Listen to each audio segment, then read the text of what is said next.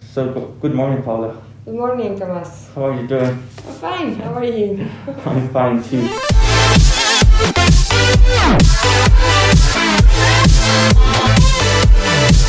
So before we start, how excited are you right now? Like 5 is the top and 1 is the minimum. I'm always at 5. And it's Monday morning, so it has a lot of merit. But, Yeah, I had a good weekend and I'm looking forward to the week, so 5. So that's great. So please, tell us a bit about yourself. Right, so, okay, so I have my background, a bit about myself, right? My background it has 2 parts. I spent a lot of years working in investment banking, mergers and acquisitions, and I'm also an entrepreneur, what's considered a serial entrepreneur. I'm also a professor at IE University and IE Business School, and more about myself is that I'm extremely curious, and that's something that defines me a lot. Sometimes I was thinking, what's something that goes with me along all the different disciplines and everything I do, and it's curiosity. Yeah, that's super nice. Also, I think it's a very big characteristic of Yenset, like what the shift is about. So please, tell us what is entrepreneurship like for you. You talk about you're the co-founder of LOOM. Yeah. But what do you think is entrepreneurship for you? Is just be the founder of a startup or something more? Well, for me, entrepreneurship is a way of living. So it's a philosophy, it's a decision, it's a life. Well, I wouldn't say a lifetime because you can always change the course of your life. But it's a big decision on how you want to live, what you want to do, who you want to blame when something doesn't work. Because if you are working for someone else, then it's always like my boss. But here you are the boss. It's to me, it's also responsibility. It is commitment, so it has a lot of values. It's very rewarding as well, and sometimes it's sleepless nights. Of course, it's also ambition. It's being realistic simultaneously. So yeah, a lot of different things. Yeah, I totally agree with you. There's sometimes that people think that I'm not an entrepreneur because being an entrepreneur is only creating your own company, creating a startup. But I think it's something more. You can even be an employee and be an entrepreneur and try to do this indoor entrepreneurship. But of course, I mean, if every single person who believes is an entrepreneur starts their own company, then we will have a zillion companies that are doing exactly the same, and it will be very inefficient. And you really have to have a good team. I don't like talking about employees, for example. I like talking about teams. For something to work, you always need other people, and it's more fun, by the way. I think it's it's very self-centered and egocentrical to believe that you can be a one-man or one-woman show. And you always need other people, whether you say it and you give them visibility or whether you hide them. So to me, in entrepreneurship, it's having a good ride with a good team of people and also having a purpose. And I know this is gonna be a bit complex question, but you're talking a team. What challenges do you think COVID has created to us, and especially the ones that are related to Yenset as working as a team? Okay, I think that people nowadays are very used to working remotely and using technology. So at some point we may get so used to that we may lose the flavor and the feeling of that chemistry that you have when you see other people, or the serendipity of being next to someone. To me, good ideas don't come necessarily when you're sitting down I need to have an idea. They just happen in random interactions. So the more connected you are randomly to people and discuss things that are meaningful to you, it's the more likely it is that you will come with the idea. Of course, that can happen online. But I'm a believer on the chemistry of looking at people and feeling people. Yeah, I think it's true, but also COVID has led us to I don't know, to redefine we need to live day to day. For example, I think before we all had lots of plans. Yeah, so 1 year from now I want to be whatever. Yes. But I think now COVID has led us to be I know I want to be this like in the future, but I'm now living this and now enjoying this. So what do you think, for example, and also in our generation, Jen said, I think we're like the generation from now, like we want everything for this moment or like in the short term. So how do you think this can have changes like during the... I'm a bit like that, by the way. I don't have a lot of patience, so I want things like immediately to happen. I think it has forced us to, well, it's called the VUCA environment, right? So it's forced us to live with uncertainty, to live with our own vulnerability, to not try to predict everything. Obviously, you need to have a sense of direction. But as you were saying, it's like, I'm here, and as long as what I'm doing today is meaningful, then it will lead me in the right direction. And if I know I want to get there, I can go through different paths. Some of them are more straight and some of them are more fun because they are curvy. But you know you're on track.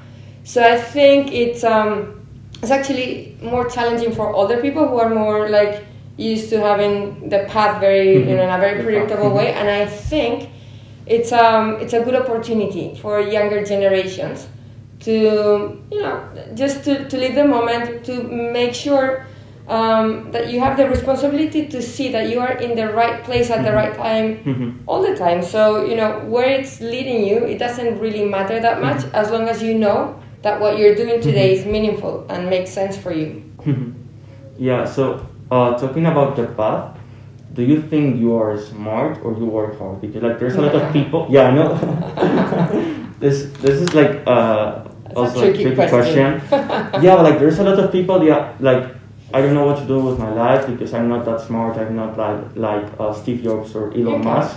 But yeah, there's always like a hard work. I can like probably. The honest truth is that I think that smart is it could be an overvalued word because everybody has some things that they're good at and some things that they are a bit worse at.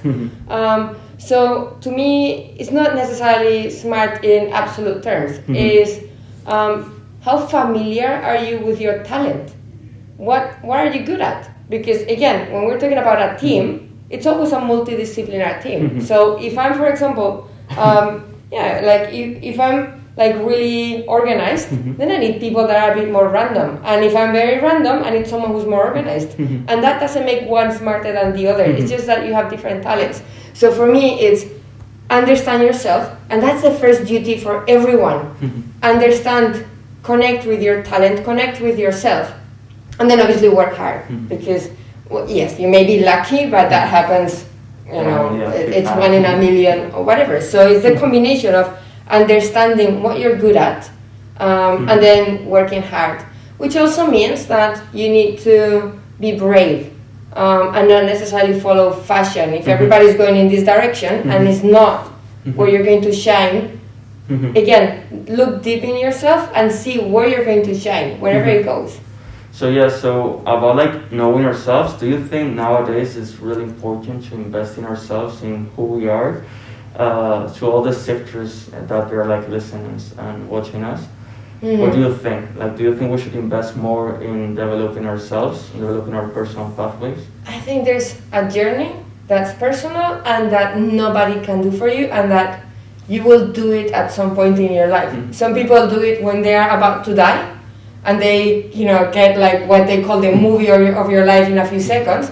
If you can do that before, that's a lot that you have gained. Right? So you're going to spend all of your life with yourself. That's the only truth, that all your life you'll be with yourself. So the more you know about yourself, the better you will feel. And as people grow older, what they really want is to feel at peace. And that's not that easy. But if you really know, if you embrace who you are, by the way, with the things that are good and the things that are not that perfect. So it's good and it's very relaxing to understand your imperfections or what's technically considered imperfections and embrace them, because somehow that will make them perfect. And as a whole, you will feel comfortable with who you are.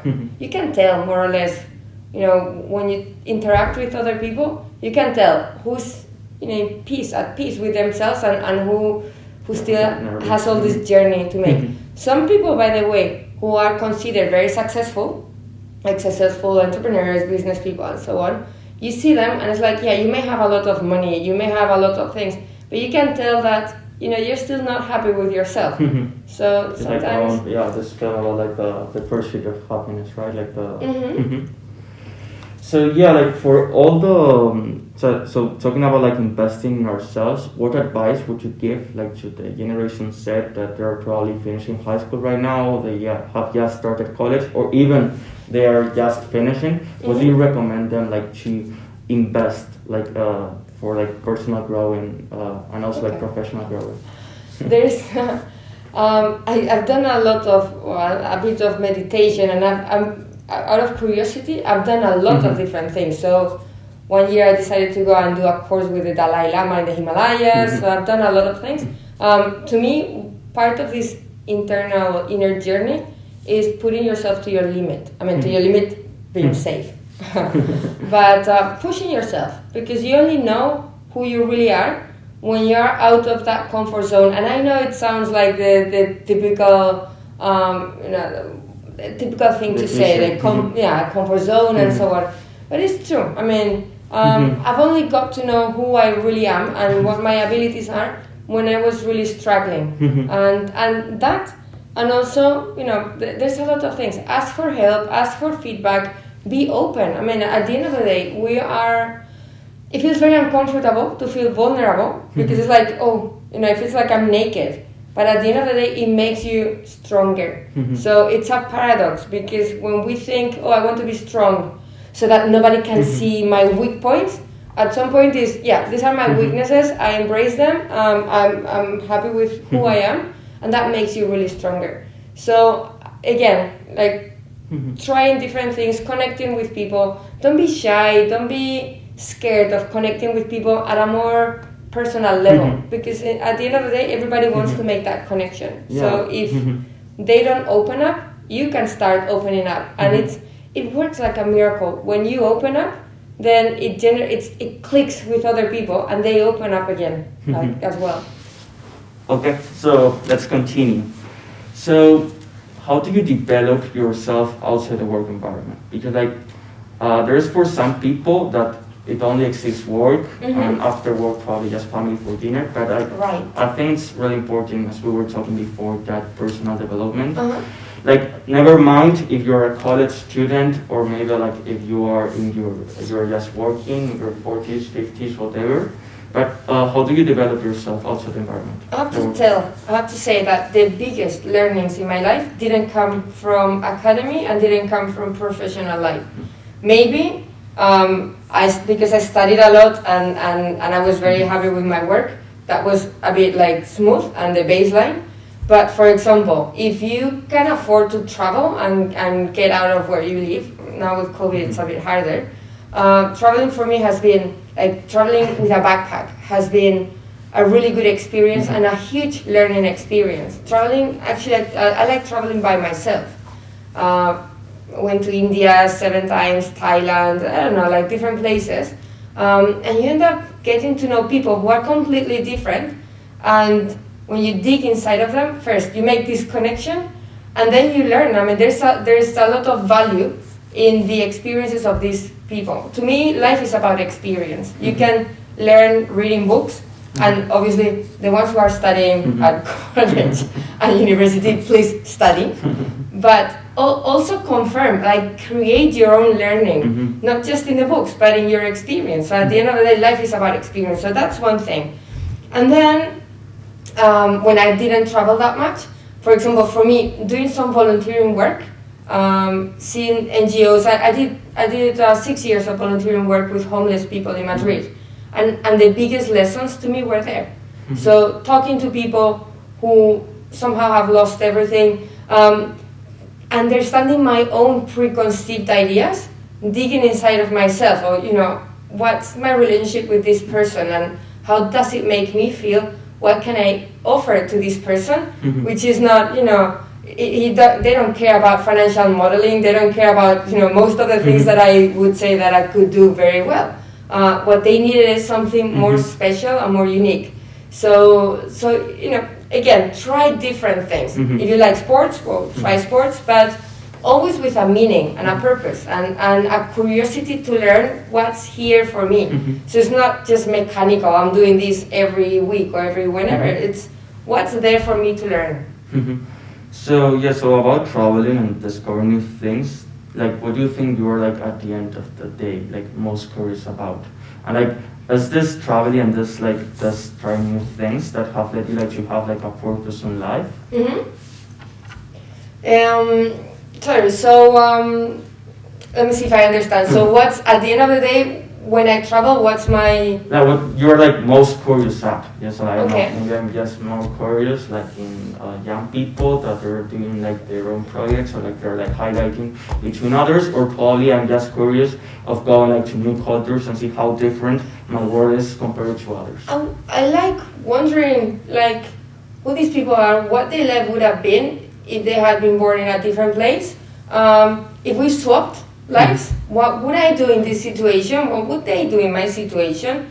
If I talk to old people, what's their learning of a lifetime? When I see children or young people, I love connecting with their ambition. I always wonder as well about opportunities, because in our culture, we tend to believe that we have the right to claim a lot of things. And at the end of the day, we live in a culture, I mean, nothing's perfect, of course, but we live in a culture, in a country, where there's a lot of opportunities for us. The fact that you have a computer, that you have like running water, that you know that you can go to school, it's full of opportunities. So at the end of the day, we have the opportunity to become whatever and whoever we want to become. So it's entirely up to us. There's a luck component, of course, but it's quite up to us. But then I meet other people who are super talented, and they don't have that opportunity. So I can't avoid wondering what the world would be like if these people really had their opportunity, because maybe they could be the doctors that will find whatever vaccine, or they may decide to be shepherds. It doesn't matter, but you know, there's some people who do not have access to that opportunity, and that makes me value all the opportunities I've had in my life. It's a very humbling experience, because sometimes it's very tempting to think, oh, everything I have is because I deserve it and because I want it. No, it's because I was very lucky, because I had the opportunities, and also because I worked hard. But I had those opportunities. Some people work hard and they don't have the opportunity. But also like I think like there are also some people that they have that opportunity, but like they don't get it. Like they don't want. They don't use it. Yeah, they don't use it. Like that's their responsibility. I like. I sponsor children in different NGOs in Africa, for example, and sometimes I visit them and I talk to them and I say, well, look at me, I'm not a wealthy person, so the money I'm giving to you, for you to go to university, is the money that I would have spent on, you know, just something that I would have enjoyed. And it's your responsibility to make a good use of it, because you are the one having the opportunity and not someone else. But to me, my responsibility in life is to give that opportunity, and the responsibility of the other person is to use it. It's not my responsibility to see how this person uses it. By the way, something that I've also learned in life is that sometimes we tend to take more responsibility that corresponds to us. I have my responsibility, and I have to make sure that I comply with my responsibility, not avoiding it and passing it to someone else, blaming and so on, but also not taking the responsibility of other people, because it's up to them. So yeah, so about responsibility, what do you think the Generation Z borders are right now?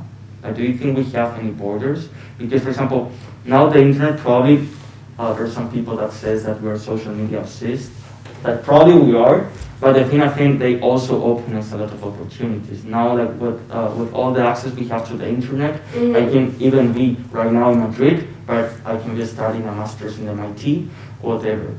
So what do you think, what borders does Gen Z have? I think that from the first time, it's really a global world, and it doesn't matter where you're located, and the future of work is that. I mean, you can be working in Thailand, or you can be working wherever you want to work and still be connected. So that's really good. To me, the challenge is that because there are many opportunities, you really need to focus, and that's a challenge. It's like if you leave a 3 or 5 year old kid in a candy store and they're like, oh, I want to take everything. If you take too much, then you cannot deal with everything. And I think one of the challenges is to focus and not be super disperse in a million things. Yeah. Okay, and then before you were talking about the importance of reading for college students, apart from doing something different, what is the last book that you have read that has changed you? Probably I know it's a personal development book, or even it's a startup leader book, whatever. There's two books. I love books about personal challenges, and I love books about people who go. This is one of some people who go to the K2 in the Himalayas, and there's a big disaster. And so just learning about people who are on the verge of life and death on the top of a mountain where you cannot make any mistake, and it's also about how you make these very tough decisions on if you want to help someone else because otherwise they are going to die, you're putting your life at risk, and what do you decide? Do you leave them there and survive, or do you stay with them and maybe survive both of you, or maybe die both of you?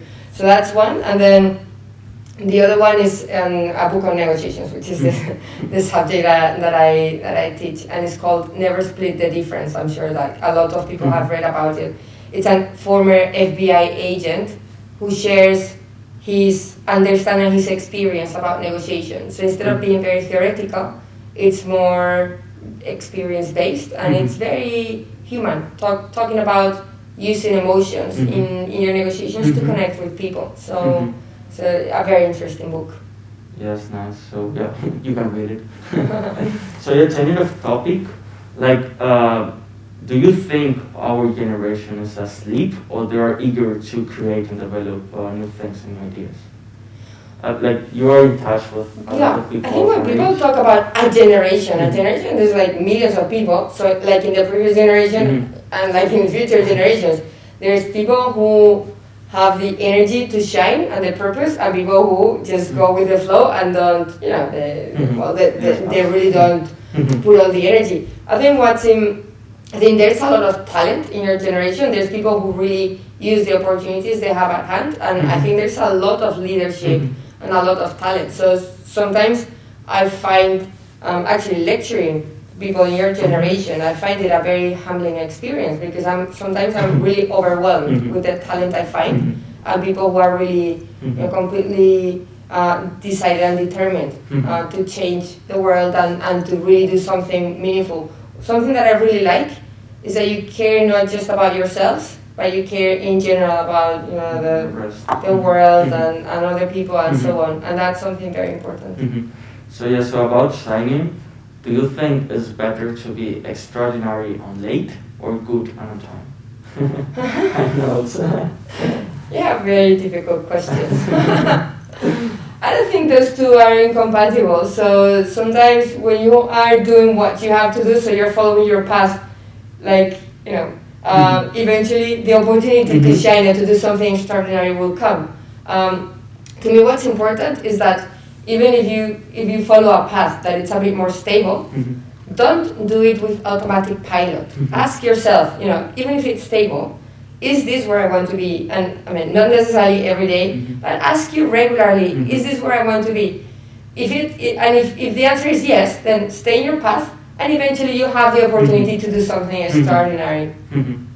Yeah, so changing again off topic, thinking of the past, would you have done anything differently? The thing is, for example, I don't know, in my case, I think there's a lot of times where we need to learn from our mistakes. And that mistakes that probably they're not something wrong that we did in the past, but also they have led us to develop and to become what we are today. So what do you think? Is there anything in the past that you have changed? Or probably, I don't know, if I were in my 20s again, I would do this that I didn't do it. Okay, it's going to sound very cliche, of course, but the reality is that everything, with a million mistakes that I've made, is what has brought me to who I am today, and I like who I am, with a lot to learn, of course, and a lot to improve, but I like who I am. So changing, I'm not sure, but lessons that I have learned is to pay more attention to people, to connect more with people, to spend more time in what really matters in life. And sometimes, we have this sense of urgency for a lot of things that are important, but only for the short term, and we get tangled there, and then we lose track of what really matters in life. So I think that for me, for example, what I've learned is that family and people really matter to me. So the time you spend with them, the time you spend with, and it's not just time, it's meaningful time, the quality time that you spend with them. It's something that is like in your little treasure forever, and the time that you go like going around in circles, thinking, complaining, it's kind of wasted time. I've also learned that you cannot love and hate at the same time. So, and this has been a very big lesson, because if you decide to hate and to be like really grumpy and be like miserable and so on, it's impossible to have positive things in your life when you're really going round and round circles in the negative. So sometimes, even if you're really upset with someone, anything that happens, let go, because there will be something that's positive and more meaningful, and you have to decide what you want to keep. And do you think for that it's important to have mentors? For example, the other day I was reading a text from Juan David Campo Largo, that's a person from our generation, that was saying that he never asked for advice to their family and friends, because he said that their family and friends, like they loved him, so like they are not going to tell him the 100% truth.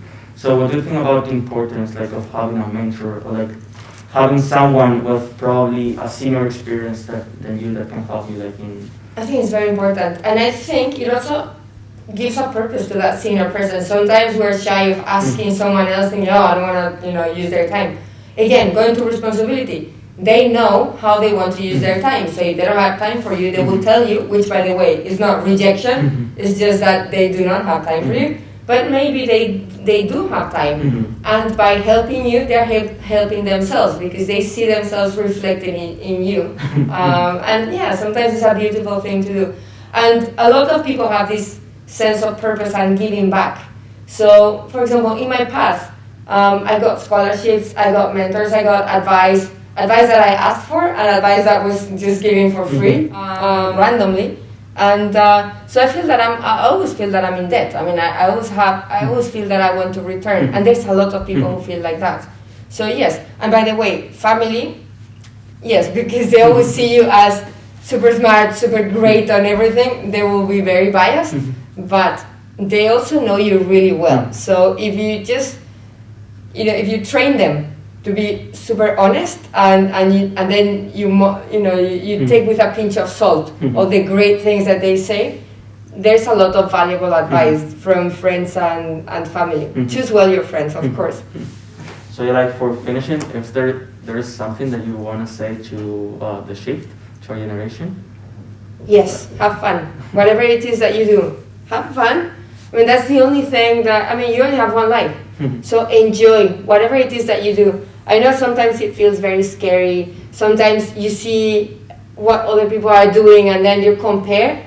You're unique. Don't compare. Find who you are and enjoy it. So yeah, thank you very much, Paula, for coming today with us. And yeah, I think that's it for this month. See you next month. Bye. Bye.